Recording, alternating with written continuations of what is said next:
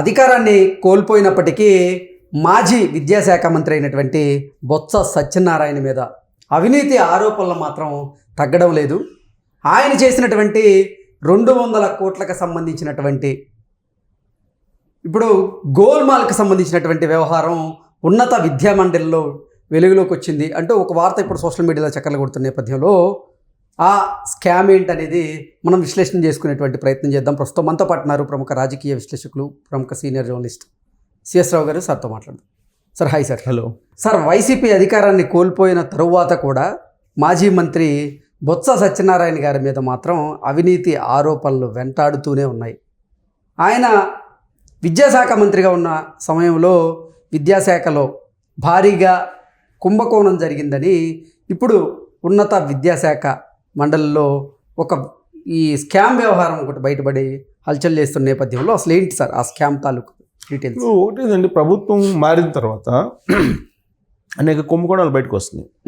అవన్నీ కూడా జగన్మోహన్ రెడ్డి గారి మీదకి డైరెక్ట్గా ఆరోపణలు వెళ్ళిపోతున్నాయి. లిక్కర్ స్కామ్ కానీ, ఇసుక సిండికేట్కి సంబంధించిన ఇసుక స్కామ్ కానీ, భూముల స్కామ్ కానీ, ఇవన్నీ కూడా డైరెక్ట్గా జగన్మోహన్ రెడ్డి గారి మీద వెళ్ళిపోతున్నాయి ఆరోపణలు. జగన్మోహన్ రెడ్డి గారి తర్వాత అత్యధికంగా ఆరోపణలు ఎదుర్కొంటున్నటువంటి మాజీ మంత్రి ఎవరైనా బొత్స సత్యనారాయణ గారు. అవును, ఆయన అధికారంలో ఉన్నప్పుడు కూడా ఆరోపణలు ఎదుర్కొన్నారు. కొన్ని లీకులు చివరి నిమిషంలో, అంటే ఎలక్షన్స్ ముందు విద్యాశాఖ మీదనే చాలా ఆరోపణలు వచ్చినాయి. బైజూస్ విషయంలో వచ్చింది. తర్వాత ఈ ఇంగ్లీష్ మీడియం సంబంధించినటువంటి పుస్తకాల విషయంలో కానీ, బ్యాగుల విషయంలో కానీ, తర్వాత వాళ్ళకి టోఫెల్ విషయంలో వాళ్ళకి ఫుడ్ పెట్టేటువంటి విషయంలో కానీ, అంగన్వాడీలకు సంబంధించిన ఫుడ్ పెట్టేటువంటి విషయంలో కానీ, వాళ్ళకి బుక్స్ పంపిణీ చేసేటువంటి విషయంలో కానీ, అంగన్వాడీలు అంటే ఆయన సంబంధం లేదు, సాంఘిక సంక్షేమ శాఖ. అయితే ఈ బుక్స్ పంపిణీలో కానీ విద్యాశాఖకు సంబంధించినటువంటి అనేక అంశాలు బయటకు వచ్చినాయి. ఏది అధికారంలో ఉన్నప్పుడు కూడా బొత్స సత్యనారాయణ గారి మీద. కారణం ఏంటంటే బొత్స సత్యనారాయణ గారికి విద్యాశాఖ మీద అవగాహన లేదు అనేది ఒకటైతే, చాలామంది చెప్తుంటారు అవగాహన లేదు, అతనికి ఇష్టం లేకపోయినప్పటికి కూడా జగన్మోహన్ రెడ్డి గారు అప్పట్లో బలవంతంగా ఆ శాఖను అంటగట్టాడు ఆయనకి అనేది కూడా చెప్తూ ఉంటారు. సరే, ఆయన తీసుకున్నారు, సీనియర్ పొలిటీషియన్, అవగాహన పెంచుకోవడానికి అవకాశం కూడా ఉంది. ఎందుకంటే ఏం రాకపోయినా కానీ అక్కడ ఐఏఎస్లు ఉంటారు కాబట్టి వాళ్ళు నడిపిస్తారు.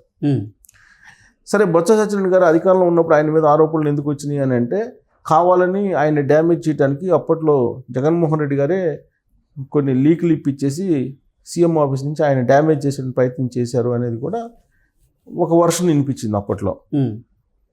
సో అప్పుడు డిపార్ట్మెంట్ అన్నింటిలో కూడా వీళ్ళకి కావాల్సినటువంటి మీడియాకు సంబంధించినటువంటి పిఆర్ఓలు ఉండేవాళ్ళు.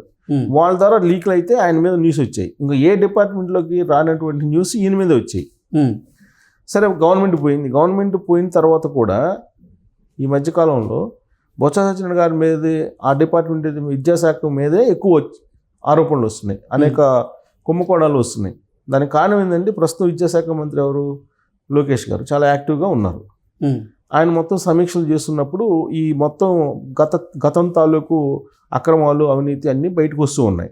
వాళ్ళ అసెంబ్లీలో కూడా వాళ్ళిద్దరి మధ్య వాగ్వాదం జరిగింది. ఈ విద్యాశాఖ రిప్లై ఇచ్చే విషయంలో, అంటే అసెంబ్లీకి బొత్స సత్యనారాయణ ఎమ్మెల్సీ అనుకోండి, ఆ రిప్లై ఇచ్చేటప్పుడు కూడా ఆ విద్యాశాఖకు సంబంధించి బొత్స సత్యనారాయణ తప్పుపట్టారు లోకేష్ గారు అని చెప్పి కూడా అసెంబ్లీని చూస్తే అర్థమవుతుంది మనకి. సరే, ఇప్పుడు తాజాగా వచ్చినటువంటి ఆరోపణ ఉన్నత విద్యా మండలిలో 150 కోట్ల రూపాయల స్కామ్ జరిగింది అని చెప్పి వస్తుంది. దానికి లెక్కాపత్రం ఉందంటే ఏమీ లేవు అని చెప్పి అంటున్నారు.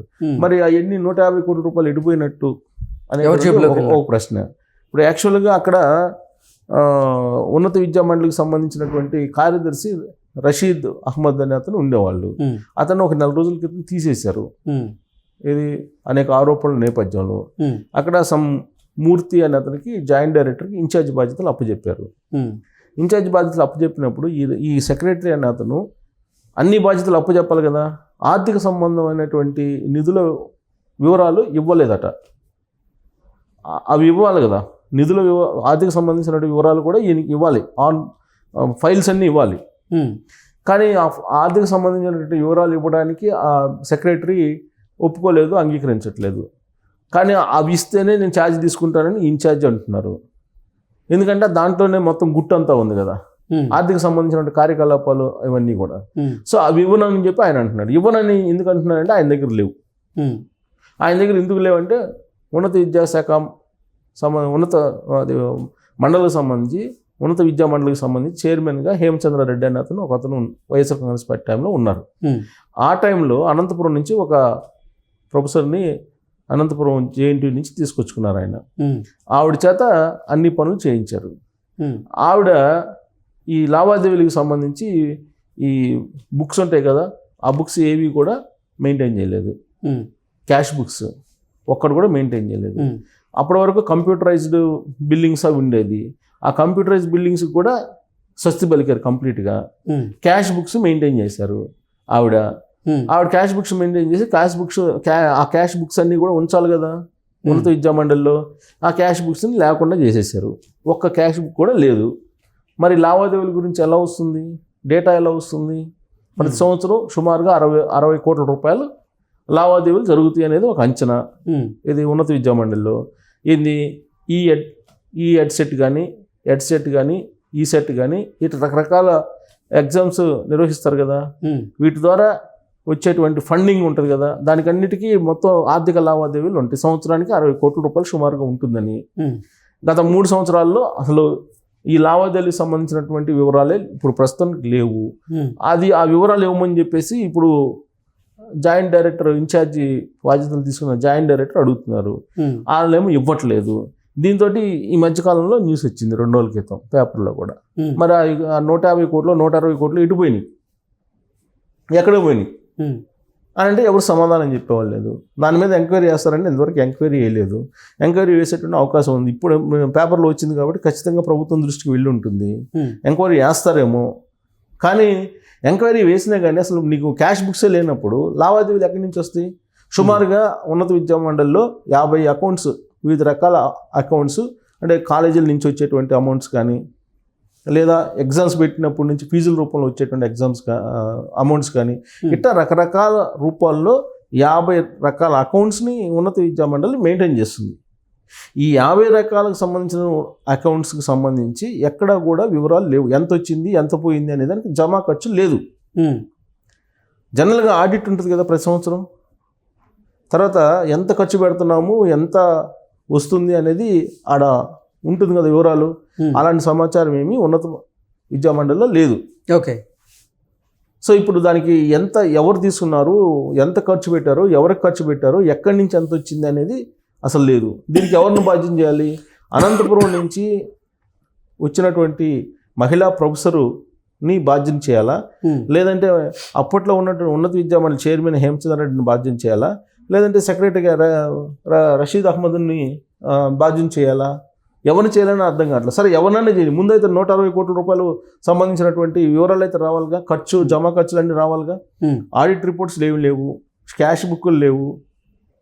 అసలు అక్కడ ఏం జరుగుతుందో ఎవరికి తెలియదు.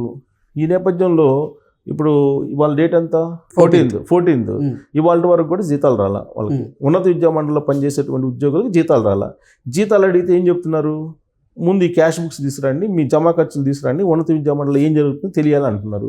అంటే ఇంక జీతాలు ఇవ్వరు. ఈ మొత్తం ఎపిసోడ్ నడిచేదాకా జీతాలు ఇవ్వరు. ఉద్యోగులు రోడ్డును పడతారు. దీనికి బాధ్యులు ఎవరు?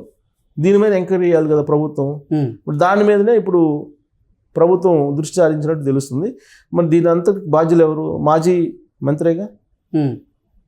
మాజీ మంత్రి సమాధానం చెప్పాలి దీనికి. మాజీ మంత్రి ఆధ్వర్యంలోగా ఏం చేస్తున్నట్టు విద్యాశాఖలో.